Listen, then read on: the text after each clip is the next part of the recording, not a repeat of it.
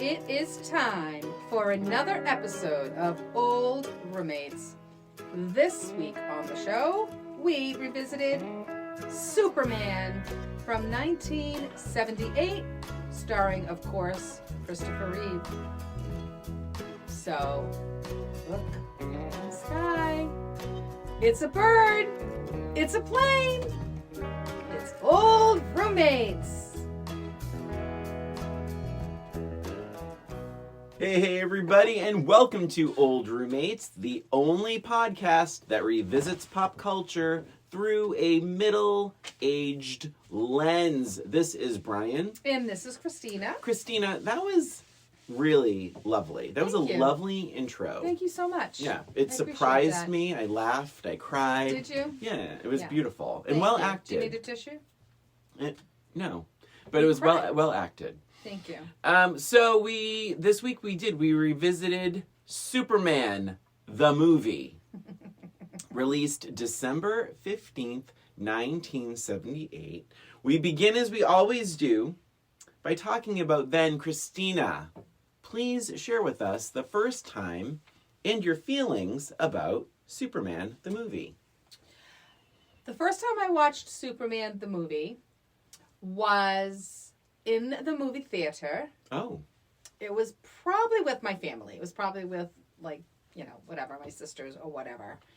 And, again, not my favorite genre of movies. Mm-hmm. However, I remember really, really liking it. I think because of the backstory. Like, I've never been a comic books kind of person, or any of, even Marvel or DC or any of that. I've never been that type of person. So I didn't really know much about the backstory or of any of that stuff. So I think that part of it really interested me, kept my attention, that sort of thing. I loved that he was, as an adult, sort of clumsy and goofy. I didn't really enjoy the villains that much. I remember but I was young. I was, 78? 11. You were 11. So I was 11 years old. So, whatever. I wasn't that invested in the love story, but it was nice. But I remember leaving the theater just really enjoying the movie. And I liked the twist of him spinning the world backwards. I thought that was really, I'm like, wow, that is so cool. I remember that. What about you, Brian? What did you think about Superman, the movie? Thank you for asking. I remembered, so I did see this probably at the drive-in. I remember in the 70s being a kid, when my parents were together, and we went to the drive-in a lot. And I don't know if you and your family did that. We did not. Yeah, and I feel like it would have been a good move, because I know you had a lot of siblings too. Yeah. And because I feel like it was just cheaper. It's right, because you're paying for the car? Yeah, I don't know why we didn't. I think we did once or twice, not yeah, much we did it frequently, and that was always a double feature, but I really do remember seeing this on a big screen, whether that was in a movie theater, most likely a drive-in, and I loved it. However, oh boy, I am going to talk about something, because it was haunted me, gave me nightmares. The death of Lois Lane, before he spins the world backwards, before he turns back time. Special appearance by Pierre. Was haunting and really frightening. Very realistic. The dirt is going in her mouth. Yeah, that was terrifying. My God. I think the movie, as a little kid, I was 6 years old. I remember that just it doing the scary part so scarily well. So and realistic. It really felt a Superman movie, you would expect deaths to be a little bit more fantastical. Yeah. I will absolutely say the beginning on Krypton I was completely lost. Mm-hmm. I know what a council... I forgot all about it. I didn't know what a council was. I didn't know who these people were. It was a bit odd as a kid. I remember not really getting that part, but liking so much more when Superman became Superman. To be honest, I think as a kid, it can be... I would not have been surprised if I was more bored by the beginning of the movie. Mm-hmm. But all that to say, I loved it when I was a kid. Yeah. Very nice. So now, Christina, when did you rewatch Superman, the movie? We should do that every time we say the movie. I watched this a few weeks ago. Okay. And it's funny. It's just, I mean, I think this is why we do our podcast, right? The things that interested us as children, they don't necessarily interest us the same way. Because you were saying back then, the part when he was a child didn't interest you as much. Yeah, the Krypton stuff and the baby. Yeah, right. Well, I mean, maybe I misunderstood. I thought you meant on Earth, like when he was growing up and stuff.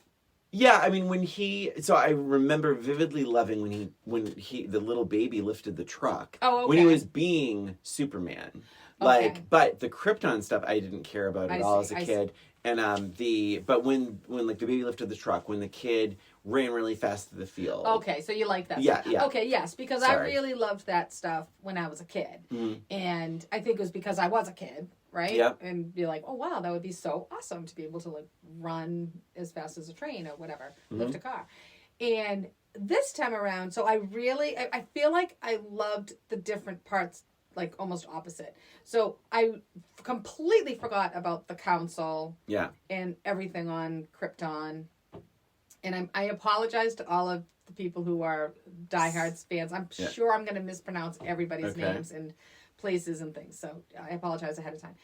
However, I really enjoyed it. I loved the whole council, the trial. Yeah. I thought that was done really well. Hi, Marlon Brando. Hello. Yeah. I completely forgot he was in that. I don't even think I paid attention to the first part of it when I was a kid. Like I just did, I said, over my head, like not understanding, like whatever, get to the Superman part. Yeah. And it was pretty draggy. Like it did last a long time, that part of it. And by the way, the opening credits, 5 minutes long. So that's one thing. That is my note. Yeah. But but I really have to dive into that for just quickly. So it's anyone who doesn't remember the credits, the title cards are like these like super futuristic, like the blue outline. but everybody gets one. Effect. Everybody gets one. I mean, Jimmy Olsen gets one when it's like over and over it takes and over again. so long. It was 5 minutes. I timed it. But here's the thing. What I thought you were going to say is Marlon Brando, Gene Hackman, Superman. Christopher Reeve's name doesn't even come before the word Superman. Well, it kind of makes sense. Well, they won Oscars and he was a nobody. He really was a nobody. I think he had made, I think, one movie before this. Yeah. Yeah, he was brand new. Yeah. And exactly. Gene Hackman. I mean, of course they're going to get top billing. Anyway. Love that first part. The part when he was a kid, like a teenager, I felt like it went on too long. Mm-hmm. Like, I don't think they needed all of that. It just seemed like a long time. It literally wasn't fit. It was 50 minutes into the movie before he even gets to New York City. Wait, is it 5-0? Is that what you're saying? Yeah. Okay. 5-0. So it was a long time waiting for him to be an adult Superman. So as an adult, as a kid I liked it. As an adult, it went like way, way too long. But I enjoyed his character. I kind of forgot what a goofball he was. I remembered it immediately. And I liked Margot Kidder. Am I saying that right? I feel like Kidder. I feel like I have marbles in my mouth. Well, you have a ginger chew. I do have a ginger chew. I really liked her character. Although the one thing that really bothered me about her is that she's a... Are you just going through your entire review right now? I'm just going to do the whole thing. She's a reporter, but she can't spell. Oh, but that's funny. And can I be honest with you? So as a copywriter, as a senior copywriter... oh my God. No, I will say this. We have a proofreading team, and thank God we do. Because there's grammar. There are people that I can say this confidently. There are people, just because you're a writer doesn't mean you're a speller. Just because you're a reporter doesn't mean you're, a speller or a writer. So it's like, that to me was, and that was funny because, Christina, what are the words she's asking to be spelled? Oh, I forget. I didn't write them down. Oh, here they are. I wrote them down. Oh. But that's something, One moment, please. Bloodletting. How many T's in bloodletting? How do you spell massacre? No. Let's say rapist. Oh my God. These were bloodletting, massacre, and rapist were the words that she struggled spelling. And I thought that was so damn funny. Yeah, because she always wants, what? It just kind of annoyed me. Oh, because to me it was like, you have this innocent Clark Kent in the big city, and then she's like, she wants these rough stories. She wants these tough stories. And all she's getting are like these sort of like not so rough stories because she's a woman. Mm-hmm. And then here comes this man who's afraid of his own shadow getting like the bigger stories. And I thought it was just so funny because she's really ready for like the big breakthrough. Yeah, she's a go-getter for sure. Definitely a go-getter. I really like Mario Kidder in this. I really did too. But can I backtrack? Yes, go ahead. Tell us about 50 minutes, Christina. So I forgot the beginning of this movie is a film reel from like 1938 of the comic book of the Daily Planet, but they never go back to it ever. Like it's so weird. That's right. So then the council, you have General Zod saying, "You will bow down before me," and I loved how scary he was in a very short moment. And do you remember Superman 2 and what happens? Which one was Superman 2? Because I always get the confused. three of them come to Earth. Oh, the three of them come back. That's right. Okay. And you know how that happens? In Superman 1... Is the glass broken or something? Yes. By... Was it? The other missile. So remember, Superman goes to New Jersey. Okay. He saves New Jersey. The missile goes off into space. That missile shatters the glass. Okay. So it's funny because I've seen all of the Supermen. Okay. Supermans. Yeah. Supermans. Doesn't seem right saying that. But I have seen all of them, and I was trying to figure out, like, which one was what. I was thinking that the three of them that were trapped, that happened in this movie. Oh, no. So, and I'm like, oh, wait, no, obviously not. But yeah, that makes sense that it was connected in that way. They also filmed them as one film shoot. Did they really? Yeah, they did oh my gosh, movies. I didn't know that. Yeah. That's so cool. Very cool. Just 1 and 2? Yes. And I did love when Marlon Brando's talking to the council, and he had warned them and warned them and warned them that the planet is not sustainable and that they should escape. And that was a good scene. And the council turns on him, and they're like, "You are upsetting people with this crazy talk," and And he said, "This madness is yours." That was so good. And then, but my big question here: they're sending their child away. Yes. Why don't they go with him? Right? Did you have that note? I had that note as well. I'm like, as a kid, it never crossed my mind, but I'm like, wait, they're sending their baby off into Earth, and it's like, he'll be most like them than any other planet is the argument. They also say that the council wouldn't allow him to leave, but jump in. What are they going to do? The planet's disintegrating. Exactly. Or maybe send mom. I mean, you can right. I mean, somebody. the right. I don't know. It just the hell kind of parent are you? Yeah. So then, but I did think, and this gets an A+ in my notes. Oh boy. The destruction of Krypton. Holy shit. People are falling from high places to their death. Yeah. These towers of ice are smashing and crashing. I thought it was really well done. Especially for 1978. Completely. It really held up. I thought it was done so well. And directed by, we didn't mention his name, Richard Donner, who we have talked, we've done The Omen on this podcast. We've done Lethal Weapon on this podcast. Yep. Sure, we've done other The Goonies on this podcast. Oh, that's right, yes. What a career for Richard Donner. I know he passed away a few years ago, but so many different kinds of movies. Right. And yet they're all everything we just said, as much as we didn't like The Goonies on rewatch, all super entertaining in very specific ways. And very successful. Very successful movies. Excellent job, Richard Donner. May you rest in peace. I love the performances of Clark's adopted parents. That sequence of the comet, the truck. the football Yeah, I liked team. how it kind of came to be. Like, Yeah. they weren't sure they were supposed to do this, but then they're like, wait, Well, maybe you we find should. that's right, and you find out a lot about them in like 10 seconds. Yes. It's like, oh my God, God heard our prayers. We thought it was never in the cards for us, but now we have a baby that came from heaven. Yep. And this baby instantly saves the dad's life because the truck almost fell on him. Mm-hmm. That I thought was super cool. Even more so as an adult, I was like, I'm with this movie. Like, that's really, that's a pretty cool scene. One thing though, so he dies, the dad dies.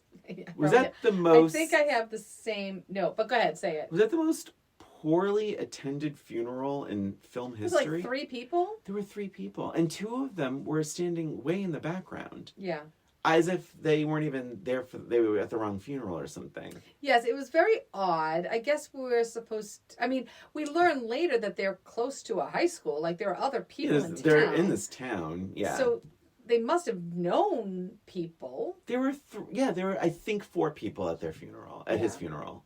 That Sad. is wild. So but then sad. he leaves his mother in the dust. That's what I had. I said, the dad dies so the dad dies, so naturally he has to leave his mother all alone. She just lost her husband. And clearly she doesn't have any friends because no one attended his funeral. So she's all alone. Yeah.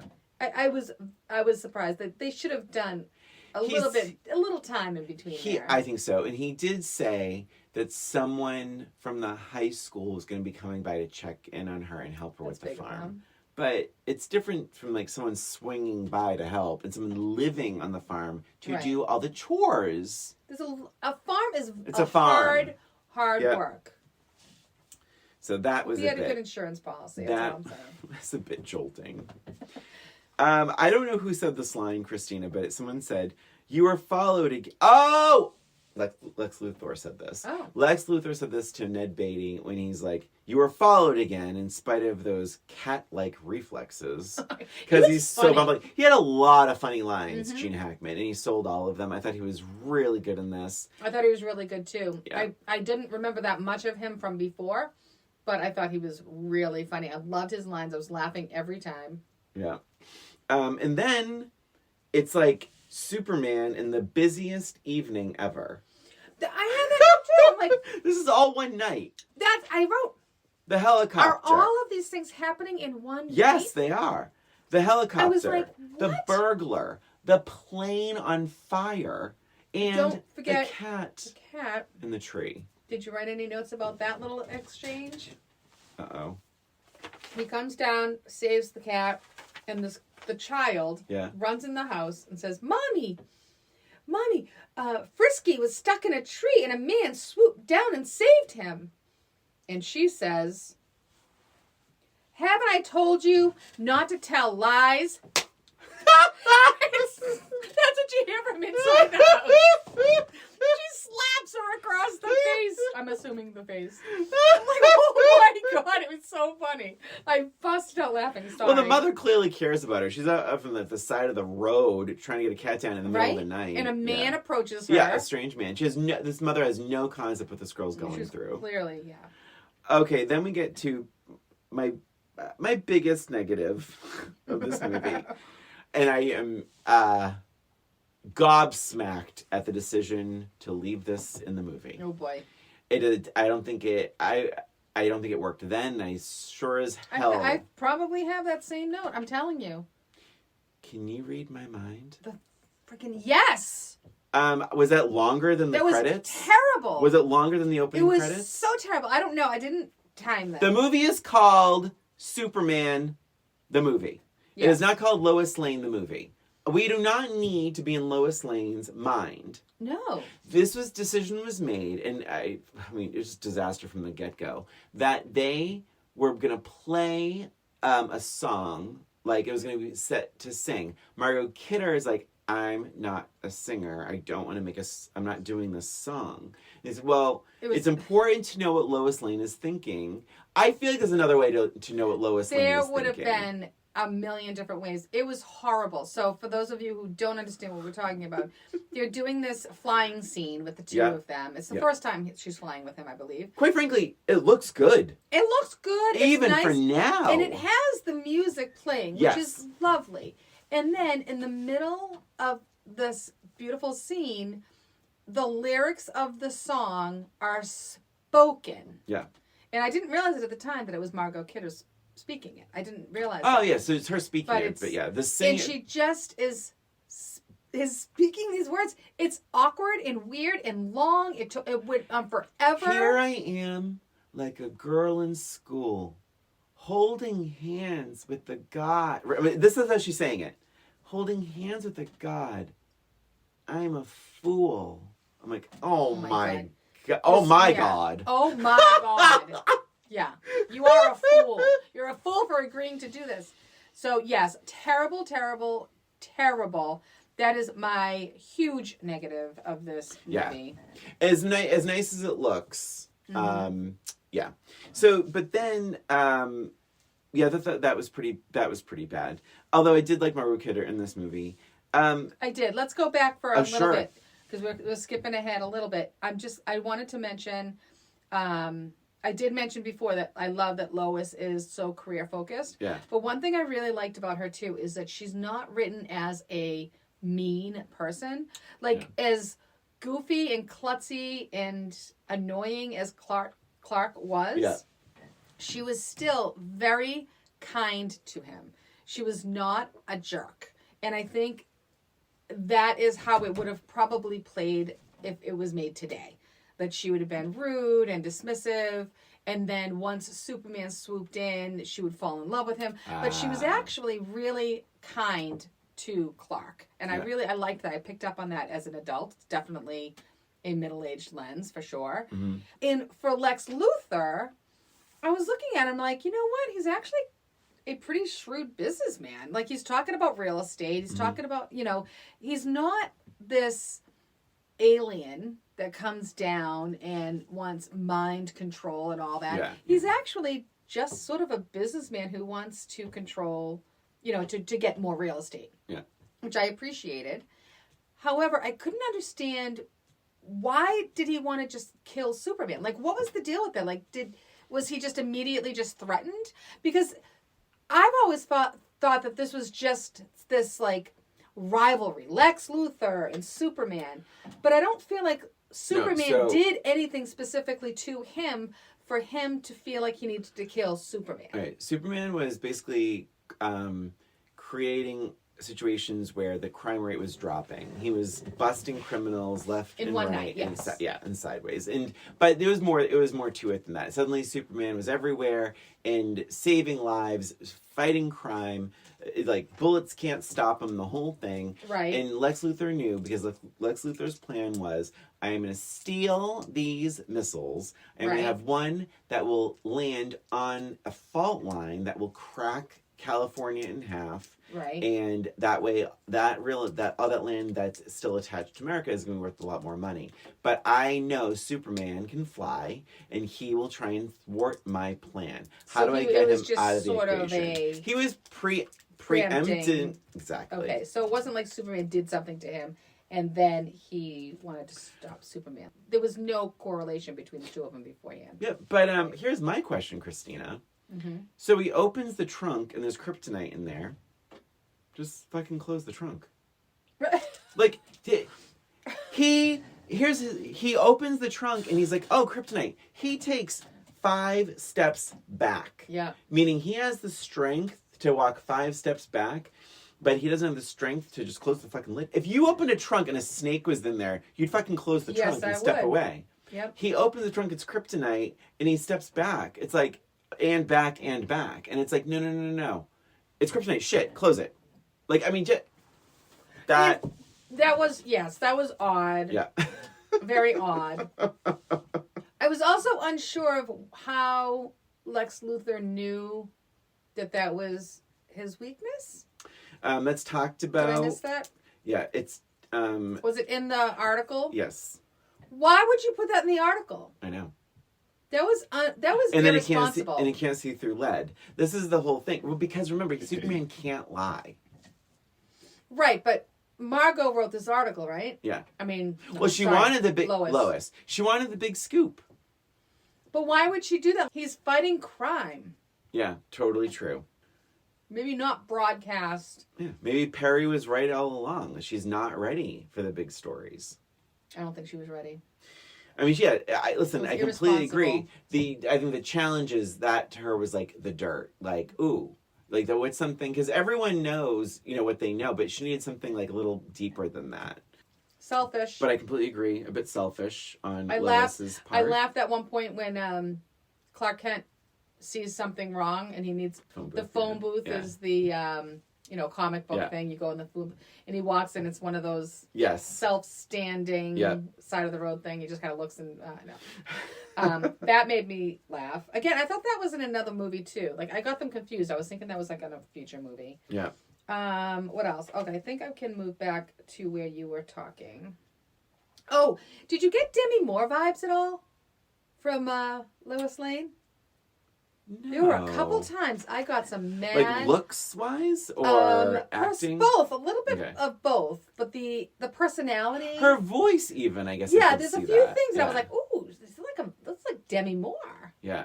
Interesting. Yeah, I never saw that before, but... Yeah, I loved her. I actually have a note that I think the acting is awesome across the board. I think everyone is really strong in this. Yeah. Christopher Reeve, we haven't mentioned him at all. I think... he's so good, and I'll tell you, and I'm not surprised I didn't catch this when I was a kid, but he's flirty. When he's Superman, he's kind of like, oh God, here I go. But he's like sexy, and I think he tries to be sexy. Like he's very flirtatious. Yes. And I think he likes how women are like, ooh, ooh, ooh. And he kind of like smiles. Like he knows that like women like are interested in him. Yes. And that's something I definitely didn't catch when I was a little kid. But Christopher Reeve is so handsome in this. It was super handsome as Clark even. Yes. Yeah, it was funny. I didn't he's supposed to look like a nerd, but I'm like, he didn't really look like a nerd at all. He goes to the Tom Cruise Risky Business School of Nerds, right? Right. But I thought Christopher Reeve was just perfectly cast, especially when you consider like Muhammad Ali was considered, Burt Reynolds, Robert Redford. They wanted a huge sort of stunty name to be Superman. And I'm so glad they didn't do that. Me too. That drives me nuts. It works like, so much better this way. I don't even like it now when like they have the same actors for different franchises. Like I know it's going way back, but like Robert Downey Jr. is like Sherlock Holmes, and now he's Iron Man, or like Chris Pratt is Guardians of the Galaxy, and like I don't know, or the Jurassic Park. No, I'm sorry. Chris Pine is Captain Kirk, and he's Colonel Rogers from the Wonder Woman. Like, it's like, I feel like they could spread the wealth a little bit. Get some new names out there. Get some new people. Because Plenty of actors it's out more there. It's just more interesting. Like, it's so much more interesting that it's someone we didn't know as Superman. It probably cost him less money, too. That's so true.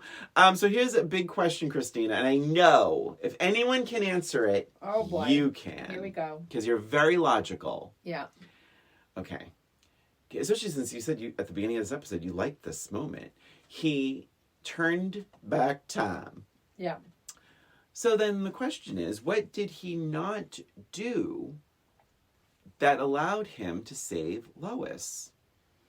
Well, maybe he could have just kept going so that they didn't release the missiles in the first place. He didn't go that far back. Right? Her car, remember the gas station still blew up. It still blew up. He was just able to like save her, I guess. Right. He could have gone a little bit further back and then prevented the entire fucking missile thing. He's just wanting to save one person when he probably should have been focusing more on everybody. Yeah. That's true. Yeah. So yeah, it was funny. But it's like it just doesn't make sense. But I know it's a sense. comic book movie, but it's like it still doesn't make sense because what didn't happen? Like what didn't? And did he even realize that is what happened?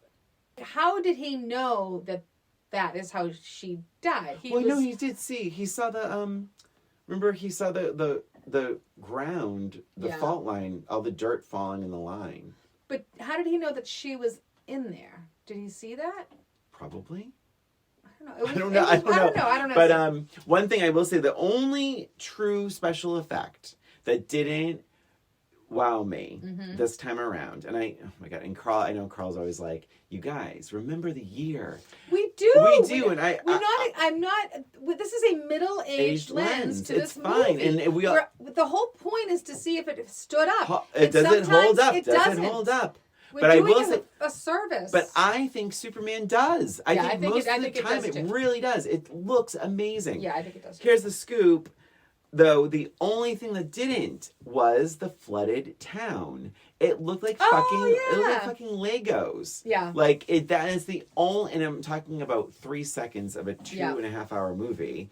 That I agree. Right? I mean, that didn't look great, but I thought everything else looked really, really good. I'm gonna be honest, I don't have very many more notes. I have my match game, and I have a little bit of trivia. Let me see. I think I have most of my. When they did the heist of the missiles. Yeah. And the woman is laying there, and then it was like the people were trying to save her, and they're like, no, I want to do mouth to mouth. I want to do chest. No, she needs a chest massage. I'm like, all right, this does not. That felt very that good. Yes, that felt very much like a Burt Reynolds movie. Yeah. Oh my god. Stroker Ace or like Smoking the Same Bandit. year? No. Yeah. Similar year.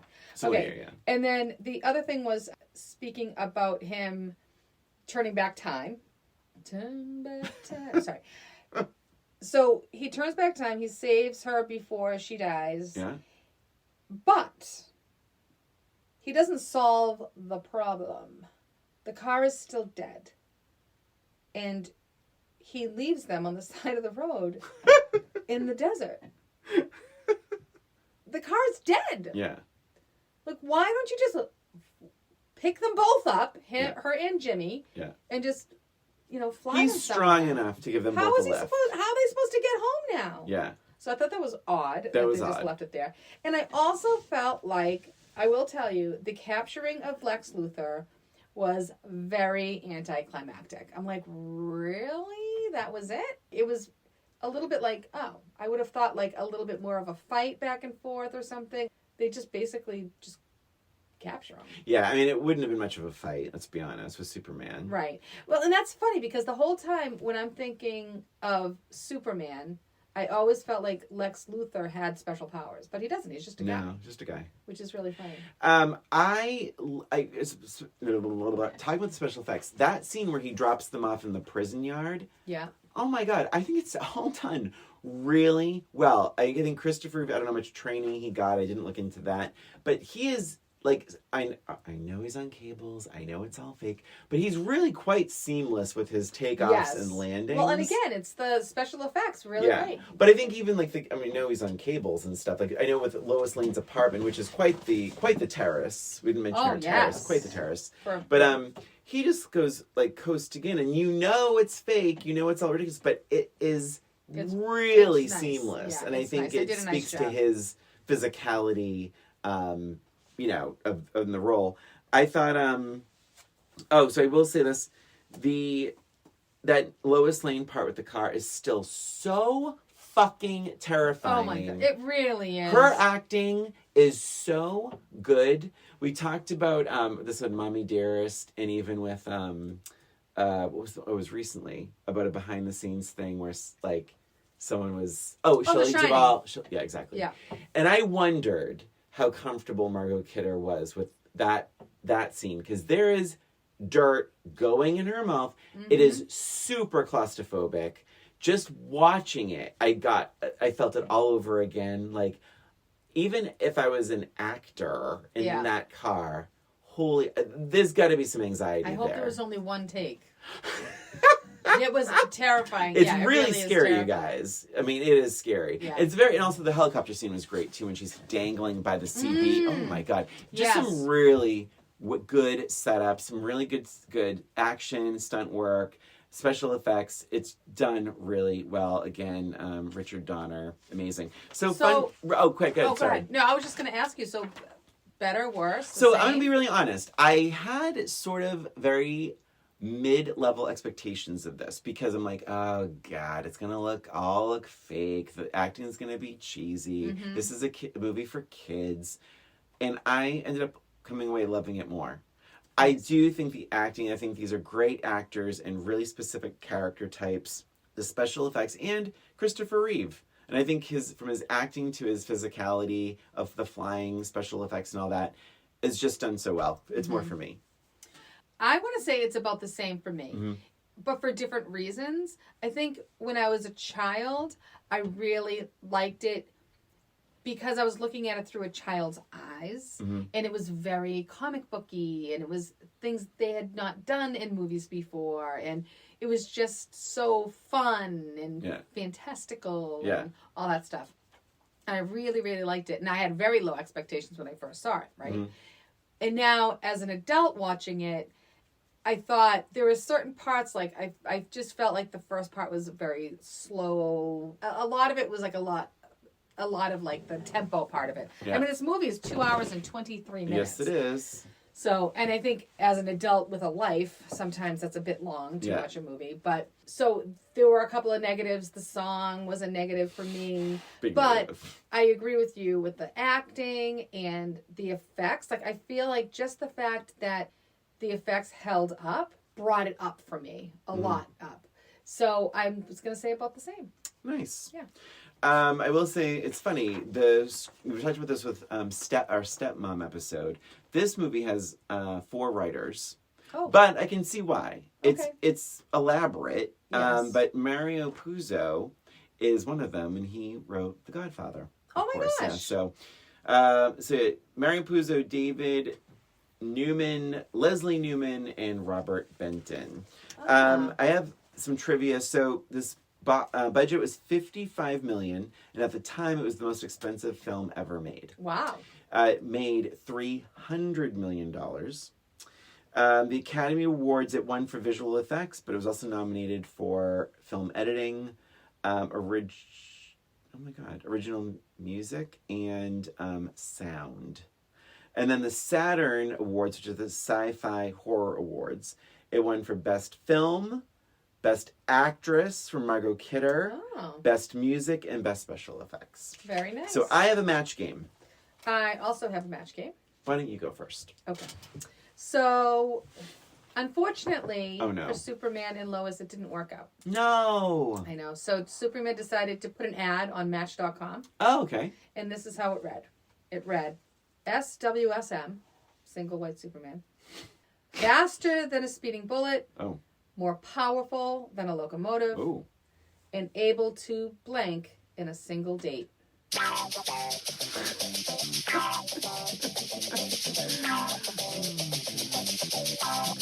right.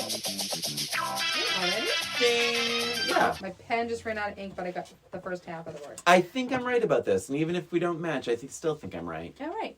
So, Superman's ad, it read, single SWSM, faster than a speeding bullet, more powerful than a locomotive, and able to blank in a single date. Brian? Get ready. Okay. Superman's all about truth, justice, and the American way. Propose! Oh my gosh, that's a good one. Thank you. I think this might sort of be a match. Okay.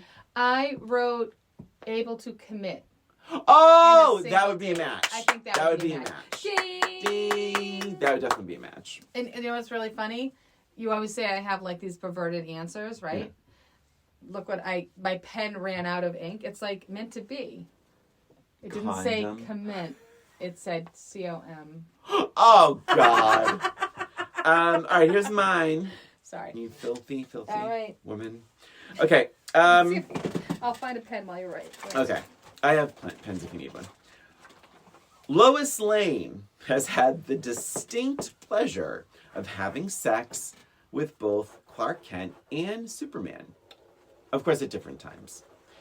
The only difference is that Clark's penis is wearing blank. Clark's is wearing blank? Alright. I would have gone the other way. Should I? That's okay. Alright, ding! Oh, that was fast. Yeah, what else is it going to be? All right. The only difference is Clark's penis is wearing... Glasses. Oh, man. I wrote a condom. Because...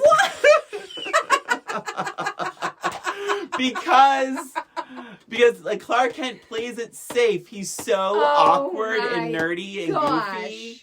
But you could glasses would be funny. Glasses is funny too. Glasses. So if I had said Superman, so the only difference Superman, I would have written a cape. Yes, of course, a cape. Yeah. And that makes sense because cape could kind of be like a condom, right? It's like kind of a slang for condom. And he's very responsible, Superman. Yeah. I mean, in some ways, I guess, yeah. But like, the visual of a penis wearing glasses is really very funny. Yeah. Would the hole be like the mouth? Would you put it on the head? Okay. Yeah, definitely. All right. Well. Oh wait, no. Maybe like the hood would be the nose. Oh my God. I hope people shut up before that is changed. I'm so sorry. Explicit. Yeah. It's marked. Explicit. It's only a penis. It is. We're not talking about anything graphic here. Right. Okay. I mean, they wanted to massage this woman's breasts. That's okay, true, and right? they're committed. And Lois Lane says, "What color's my underwear?" That's right. So anyway, she could have said, "Am I shaved?" I mean, right? No, but I mean, like, Jesus. Oh. It was the 70s. Of course, she wasn't shaved. And this episode went down fast. Yes, it really went down fast. Faster than That's Superman. That's what she said. Faster than Superman. Oh, God. So that was Superman, the movie. And that's it for us and for this episode of Old Roommates. Thank you for listening. Please remember to follow us on Instagram or YouTube, where we have our episodes as well as a little extra. And if you have any questions about our show, any suggestions for movies we could revisit, reach out to us at oldroommatespod@gmail.com. Thanks again for listening. This is Brian. And this is Christina. Until next time.